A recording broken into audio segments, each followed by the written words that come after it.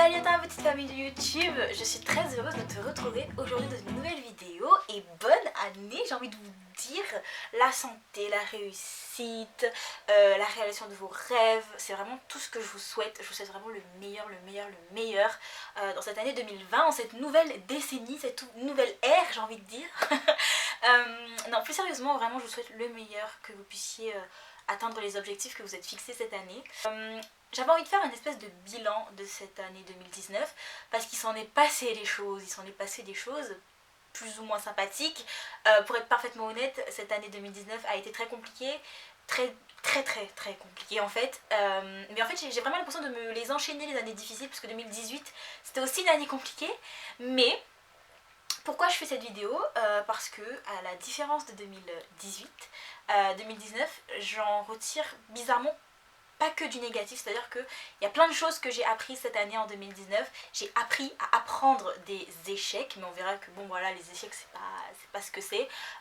Mais voilà, donc j'avais envie de faire une vidéo bilan dans laquelle je vous parle un peu de toutes ces petites leçons que j'ai tirées et en espérant que ça vous aidera peut-être dans cette année 2020. Et donc voilà, c'est parti pour cette nouvelle vidéo les gars. Alors il y a 5 choses que j'ai apprises en 2019, j'ai voulu vous en trouver plus, mais je vais vraiment m'axer sur ces 5 choses là parce que j'ai envie de développer un petit peu les points avec vous sans que ça soit trop long. Donc voilà, la première chose que j'ai apprise c'est déjà être positif. Alors, on va un petit peu débattre là-dessus. Je suis quelqu'un de relativement pessimiste. Voilà, c'est comme ça. J'ai tendance à voir le verre à moitié vide qu'à moitié plein. Et en fait, en 2019, j'ai appris à faire l'inverse. Mais pas le positif que nous vend Instagram en mode si tu te mets 2 fois devant ton miroir et que tu dis ça sera une bonne journée, ça sera une bonne journée, et ben ça sera une bonne journée. Pas ce positif là. Après, chacun fait ce qu'il veut, hein, mais plus le positif en mode ok, bon, là j'ai échoué. Plutôt que de me lamenter sur mon sort ou même d'essayer de dire ça c'est pas grave, ça sera mieux la prochaine fois, je vais m'arrêter, me poser et me dire pourquoi j'ai échoué, quelle leçon je peux en tirer. Et je pense qu'une fois qu'on arrive à voir ces échecs non plus comme des échecs, des trucs insurmontables, etc., mais juste comme des leçons de vie, déjà d'une ça nous permet de beaucoup plus facilement accepter ces échecs, on accepte beaucoup mieux, on est beaucoup moins frustré et on se relève beaucoup plus vite.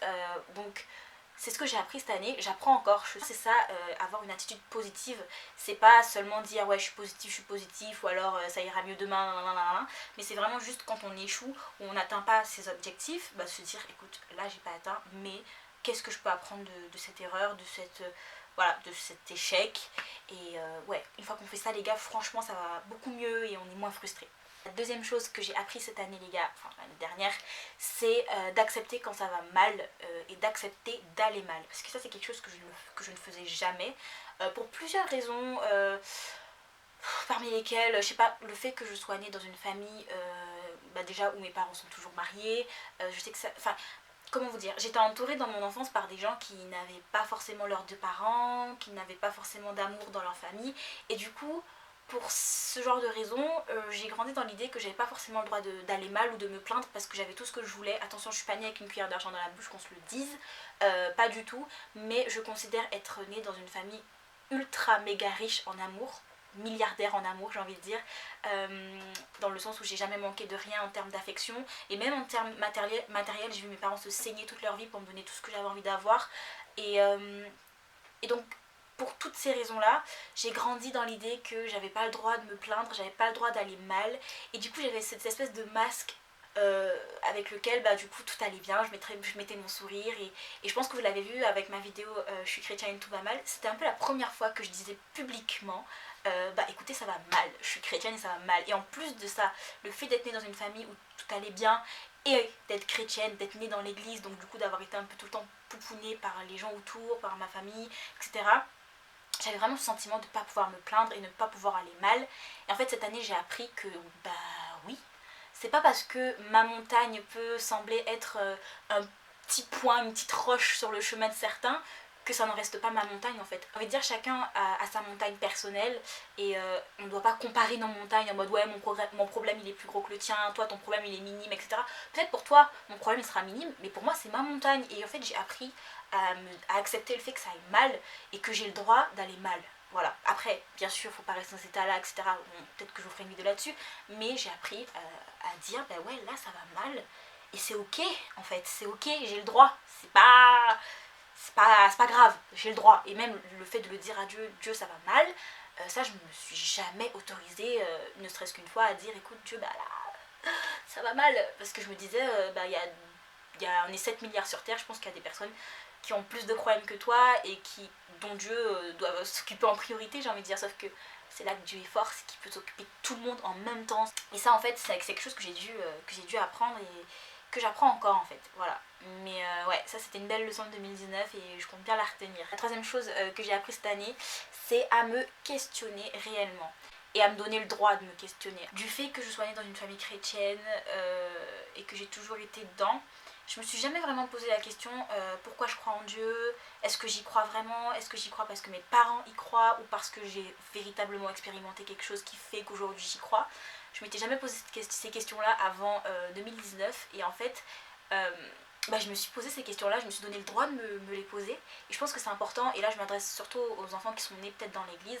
Bah, c'est pas grave si vous posez des questions, c'est même normal et surtout ça a levé quelque chose, ça a levé le fait que bah, si tu te poses ce genre de questions, c'est peut-être parce que tu ne le connais pas réellement, parce que quand on connaît quelqu'un, on a besoin de savoir si on croit en cette personne ou si on aime cette personne. On se pose pas ce genre de questions parce qu'on connaît cette personne et du coup ça a soulevé la question, bah, c'est vrai peut-être que tu connais pas suffisamment Dieu et du coup ça emmène après à d'autres réflexions. Encore une fois, toutes les choses que je vous dis, si je suis encore en plein processus, je suis pas encore arrivée à là où je devrais arriver, mais voilà, c'est quelque chose que j'ai appris. Accepter mes questionnements sur la vie, surtout, pour le coup, surtout sur ma croyance et ma relation avec Dieu. Et ça a été quelque chose de très bénéfique, je pense, pour moi. Donc voilà. Du coup, la quatrième chose que j'ai appris cette année, ça a été d'affirmer mes convictions. Alors, je n'avais jamais encore été confrontée à une situation dans laquelle je me retrouvais avec des gens qui ne partageaient pas les mêmes valeurs et convictions que moi. Mais c'est-à-dire que j'étais littéralement la seule personne à croire en telle et telle chose et à avoir telle et telle façon de vivre, de parler, d'agir. Et de se retrouver seule face à des gens qui n'ont pas forcément les mêmes croyances que toi, les mêmes convictions que toi, ça a été la première fois en fait. Et j'ai été face à des situations où on me proposait de faire ça, ça, ça et ça, des choses qui ne collaient pas forcément avec ma façon de vivre, en rapport avec forcément la relation que j'entretiens avec Dieu. Du coup, ça a été la première fois cette année, enfin 2019, que j'ai dû me positionner et de dire devant plusieurs personnes, ça je ne le fais pas et je signe et j'atteste. Et c'est assez compliqué de le faire, surtout quand on est toute seule face à plein de gens.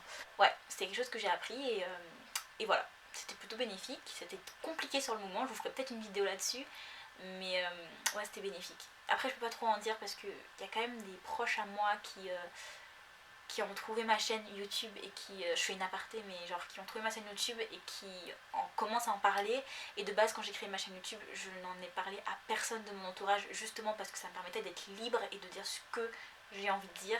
Là, c'est vrai que j'avoue que je me censure pas, mais je peux pas trop en dire parce que j'ai pas trop envie après qu'on vienne me dire caca qu'est-ce qu'il y a. Typiquement la vidéo sur je suis chrétienne et ça va mal, j'ai eu des retours de personnes qu'est-ce qu'il y a, et j'en ai pas forcément envie en fait. Le but de ma chaîne YouTube, c'est pas de toucher les gens que je connais, mais juste de pouvoir parler et interagir avec des gens que je ne connais pas. Mais bon, c'était une petite aparté, mais voilà.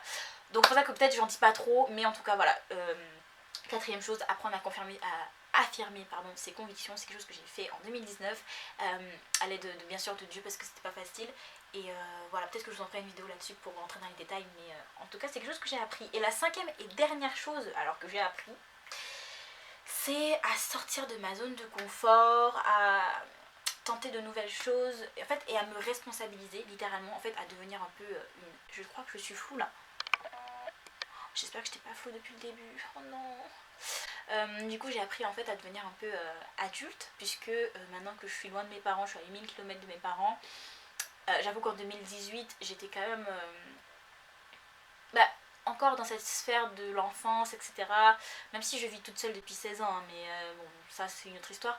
mais j'avais jamais vraiment été confrontée au fait que bon ben là j'ai besoin d'argent, je peux pas non plus tout demander à mes parents. Je me suis fait violence et par contre ça c'est vraiment quelque chose que je dois continuer à faire parce que je suis vraiment quelqu'un qui a peur de l'inconnu, même si j'aime beaucoup me faire... En fait j'aime me faire violence, donc ça c'est pas un souci quand je vais voyager ou quand je vais aller à la rencontre de quelqu'un que je connais pas dans un voyage, ça me dérange pas. Mais dans ma vie de tous les jours ici à Paris, j'avoue que c'est quelque chose qui me fait atrocement peur. Ne serait-ce que d'aller dans un supermarché dans lequel je suis jamais allée toute seule y aller pour la première fois, j'en ai une peur bleue. C'est peut-être un peu bizarre. Mais voilà, en 2019 en tout cas, j'ai vraiment pris conscience de cette, pas phobie, mais de cette peur de l'autre. Et j'ai commencé à travailler là-dessus. Voilà, j'ai eu mon premier vrai job qui a permis que je paye mes vacances en Espagne, du moins pas mes vacances mais mon échange scolaire en Espagne.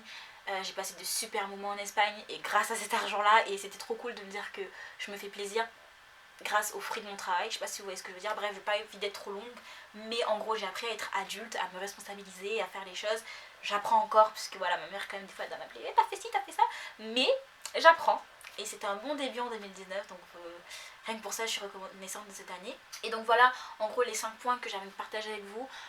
En gros vraiment ce que j'ai retenu de cette année, c'est que il faut vraiment essayer d'apprendre de tout plutôt que de se lamenter sur nos erreurs en fait, parce que sinon on n'avance pas et on reste dans ce mood et dans cette voilà, dans ce truc où on n'avance pas en fait.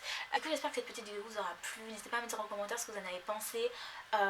C'est vraiment ma partie préférée, lire vos commentaires. N'hésitez pas à vous abonner à la chaîne, à activer la cloche de notification. Chaque année je le dis, chaque année je ne le fais pas, mais j'espère que cette année je serai beaucoup plus régulière, vraiment. Je vous fais de très gros bisous et je vous dis à très vite dans une prochaine vidéo. Bisous. Mouah.